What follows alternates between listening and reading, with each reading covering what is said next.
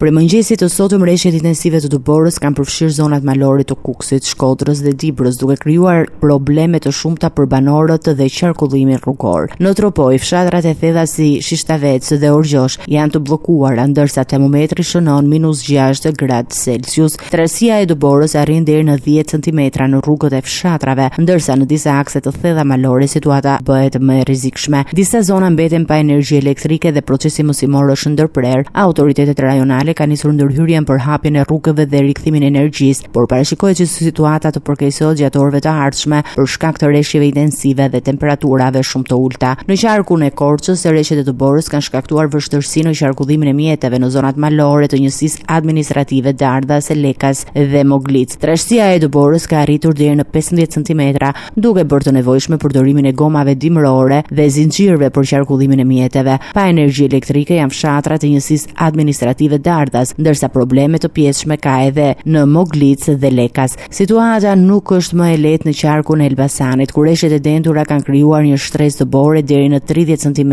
në zonat malore, ndërsa temperaturat kanë zbritur deri në -7 gradë. Në rrugën Librasht Beshkopi, disa mjete u bllokuan në vendin e quajtur Kthesa e Lunikut, pasi nuk ishte ndërhyrje të menjëhershme për pastrimin dhe kriposin në rrugë. Akset nacionale Prenjas, Qafthan dhe të tjera janë të kalueshme, por disa kërkojnë zinxhir ose goma dimrore. Në disa fshatra të bashkisë Prenjas dhe të Gramshit ka mungesë të energjisë elektrike. Edhe fshatrat e thella në qarkun e Pogradecit, përfshirë njësitë administrative Dardha, Lekas dhe Moglic, janë të bllokuar nga trashësia e Duborës dhe ndërprerja e energjisë elektrike. Trashësia e Duborës ka kaluar 15 cm në zonat malore dhe parashikimet e motit flasin për përkeqësim të situatës me temperatura deri në -13 gradë Celsius dhe rreshjeve intensive në orët në vijim. Autoritetet rajonale dhe emergjencave civile po monitorojnë situatën dhe kanë bërë thirrje për banorët që të shmangin udhëtimet e panevojshme dhe të përdorin mjete të pajisura me goma dimrore dhe zinxhir. Po ashtu qytetarët këshillohen të jenë të kujdesshëm pranë lumejve